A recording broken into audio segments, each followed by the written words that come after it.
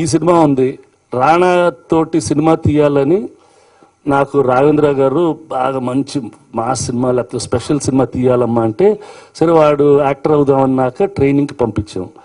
Train అయ్యాడు, వచ్చి ఏదో కథ కోసం ట్రై చేస్తున్నాను. నాకు ఖైదీ లాంటిదో లేకపోతే అలాంటి ఒక బిగ్ యాక్షన్ ఫిల్మ్ చేయాలని ఉండేది. ఒకరోజు శేఖర్ కమల వచ్చి ఒక కథ ఉందండి, ఆ కథ నేను తీస్తానండి అంటే, వెంకటేష్ని పెట్టుకోండి అని నేను అన్నాను. లేదండి నేను రాణా కావాలండి. లేదండి వాడు ఇంకా ట్రైన్ అవ్వలేదండి, మీరు వెంకటేష్ని పెట్టుకోండి అంటే, లేదండి నాకు రాణాతో కావాలన్నా. నాకు నచ్చకపోయినా కూడా ఆ సినిమా యాక్సెప్ట్ చేసేసాను. ఆ సినిమా పూజ జరుగుతున్నప్పుడు మా నానక్రామ్గూడ స్టూడియోలో ఒళ్ళంతా ఉణుకుతూ ఉండేది. అంటే సురేష్ ప్రొడక్షన్స్ ఇంత పెద్ద కంపెనీ అయి ఉండి నేను రాణాని బయట వాళ్ళకి ఇచ్చి సినిమా తీయాల్సి వస్తుందా? I was a feeling, but I was very happy. అంటే మాకన్నా ఓల్డర్ కంపెనీలో లాంచ్ అవుతున్నాడు and I was quite happy about that. సరే తర్వాత ఈ డిడ్ సమ్ ఫిల్మ్స్, కొన్ని బాగా ఆడలేదు, కొన్ని బాగానే ఆడిని. Then he went. ఇప్పుడు కథ ఎతుకుతానే ఉండేవాడిని, నచ్చేవి కాదు కథలు. అంటే నాకు పర్సనల్గా రాణాకి ఏదో కథ ఉండాలా, ఆ కథ ఎలాంటిది ఉండాలని నాకు మైండ్లో మెంటల్గా ఫిక్స్ అయింది. ఒక సూపర్ హీరో సినిమా అన్న చేయాలా, సూపర్ విలన్ సినిమా అన్న చేయాలా, లేకపోతే వాడికి ఏం బాగుంటుంది అనేది ఆలోచిస్తూ ఉండేటప్పటికి కృష్ణమంది జగద్గురు తర్వాత రాజమౌళి గారు చూసి విలన్ యాక్ట్ చేస్తానంటే he took the choice, he did it, and అది చాలా హెల్ప్ అయింది నాకు కూడా.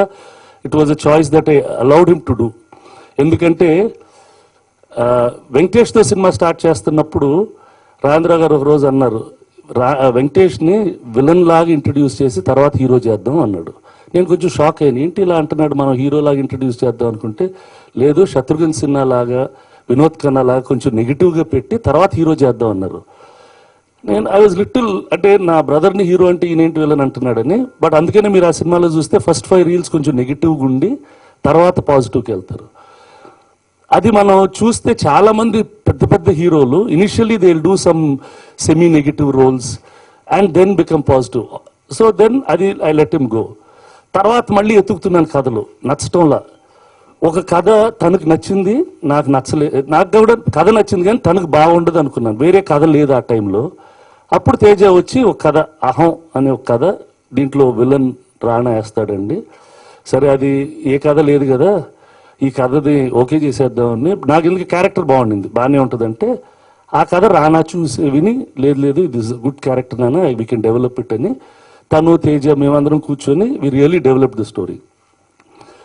ఇప్పుడు అది ఒక క్లాసిక్ హీరో రోల్ తయారైపోయింది. ఒక క్లాసిక్ హీరో విలన్ ఆర్క్ ఉంటుంది, అలా ఒక సాలిడ్ క్యారెక్టర్ తయారైంది. సరే డైలాగులు బాగా చెప్తాడు, చూశాను ఇంతకుముందు సినిమాల్లో, బాగానే చెప్తాడు, బాగానే ఉంటుంది. 3-4 వెరీ ఎమోషనల్ సీన్స్ ఉన్నాయి, సెంటిమెంటల్ సీన్స్. అవి చేసినప్పుడు ఐ గాట్ అ లిటిల్, అమ్మ బాగా చేశాడు వీడు, కళ్ళం నీళ్ళు వచ్చేసినాయి. ఒక హాస్పిటల్ సీక్వెన్స్, ఇంకో 2-3 సీన్స్ ఈ రియల్లీ మేడ్ us cry.